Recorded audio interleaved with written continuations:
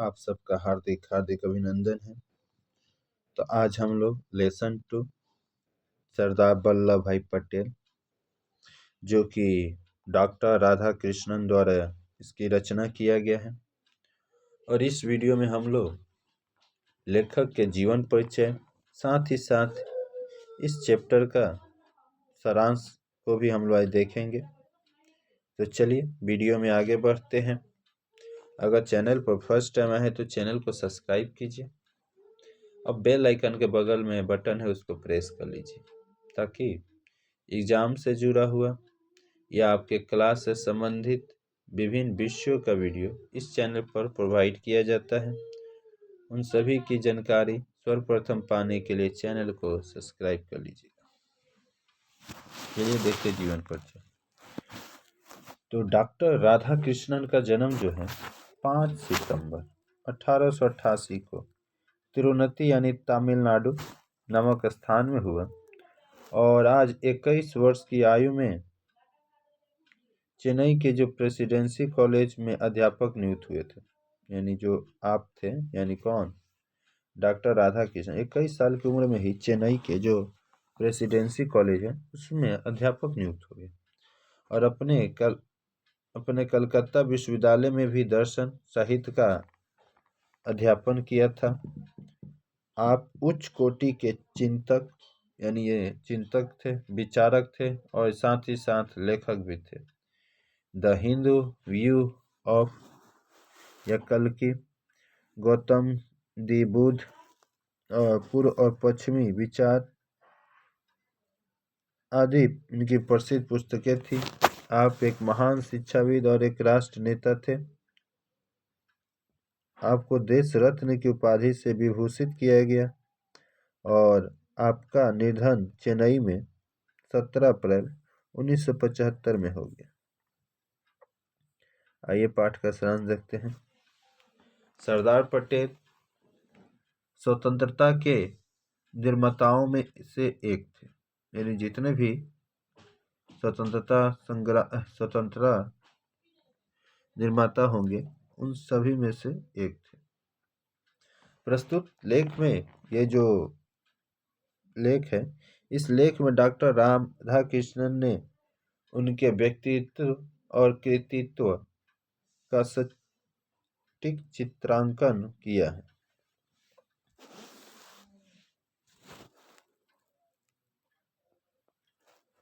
फिर से ध्यान दीजिएगा, पाठ का जो सारांश है, जो सरदार पटेल स्वतंत्रता के निर्माताओं में से एक थे। सरदार पटेल के बारे में यहाँ पर डॉक्टर राधा कृष्णन ने लिखा है उनके बारे में, कि ये जो सरदार पटेल थे ये स्वतंत्रता के जितने भी निर्माता आए थे उनमें से एक थे।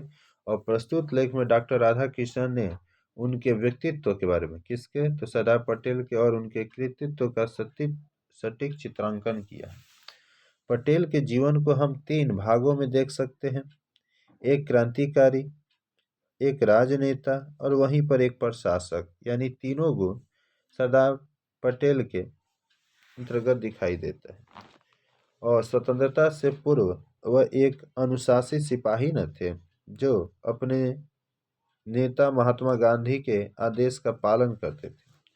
जो भी कार्य उन्होंने किया महात्मा गांधी की इच्छाओं के अनुकूल ही किया।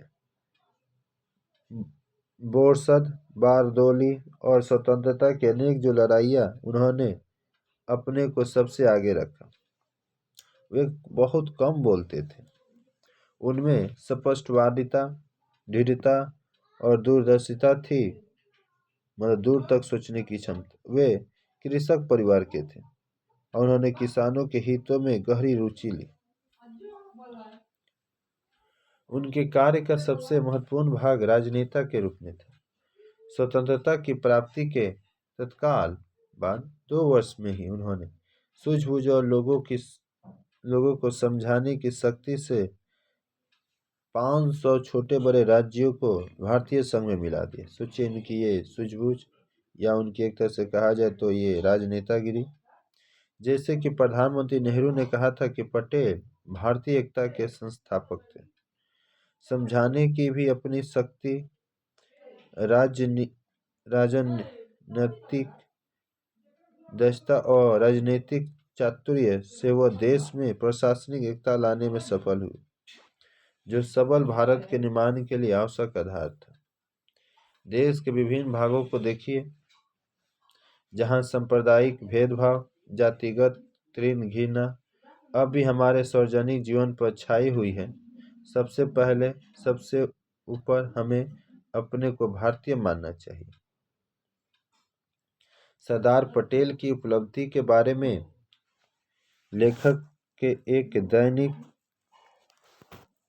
की टिप्पणी याद आती है। यह सरदार पटेल को एक ऐतिहासिक उपलब्धि है, जिसकी तुलना अधिक नहीं तो कम से कम बिस्मार्क से तो की ही जा सकती है।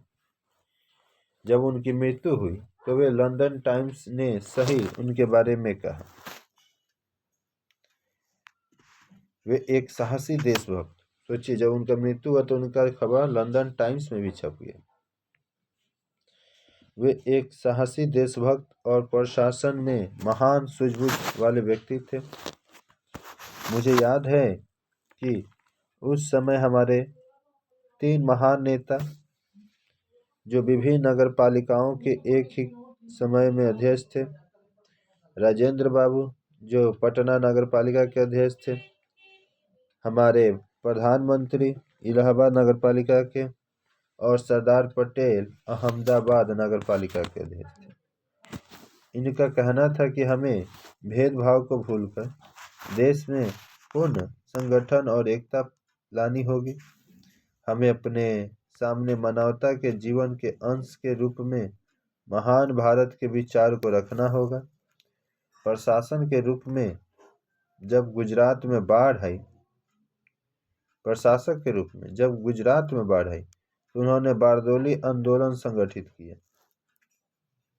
उन्होंने सभी क्षेत्रों में जहां जहां कार्य किया अपनी संगठन क्षमता दिखलाई। अब वे अहमदाबाद नगर पालिका के अध्यक्ष थे और उन्होंने उसे आधुनिकतम बनाया। जब तक हम गरीबी के राक्षस को अंततः जातिगत और संप्रदायगत भेदभाव के कारण नहीं मिटाते, जब तक हम भूख, बेरोजगारी और बीमारी को कम नहीं कर पाते, तब तक अपने लोगों के जीवन स्तर को ऊंचा नहीं उठा पाएंगे। सरदार पटेल का जीवन जो जीवन है हमें आधुनिक भारत के महान निर्माताओं के आत्मत्याग को याद दिलाता है। उनकी कर्तव्य जो निष्ठा है, अनुशासन, ज्ञान पालन और उनका साहस और अपने प्राण उत्सर्ग करने और कुछ उनके गुण हैं जिसका आदर्श मानकर हमें सीखना चाहिए। स्वतंत्रता के लिए संघर्ष के दिनों में वे महात्मा गांधी के विश्वसनीय लेफ्टिनेंट थे। गांधी जी का प्रत्येक शब्द उनके लिए कानून के जैसा था और उनके मार्गदर्शन में उन्होंने बोरसद, बारदोली में सिविल असहयोग आंदोलन चलाया। महाराजा ग्वालियर ने जो उनके पुनर्गठन के निर्माण से प्रभावित हुए थे, स्वयं सरदार पटेल को दूरदर्शिता और कार्य की सराहना भी की थी। वे क्रोधित होते थे, लेकिन उन्हें शायद ही अपनी मानसिक संतुलन खोया होगा। वे दंभी नहीं थे, उन्होंने अतीत से अटूट लगाव था। जीवन को अतीत के परिवेश में समझाना चाहिए और भविष्य को और जीना चाहिए। यानी जीवन को अतीत के परिवेश में समझाना चाहिए। यहाँ देखो कैसे कैसे अतीत में और भविष्य की ओर होना चाहिए। हमें अतीत से चिपके नहीं रहना चाहिए, यानी जो बीत गई है। राजनीति में और जीवन में हमें अतीत को लेकर दुखी भी नहीं होना चाहिए।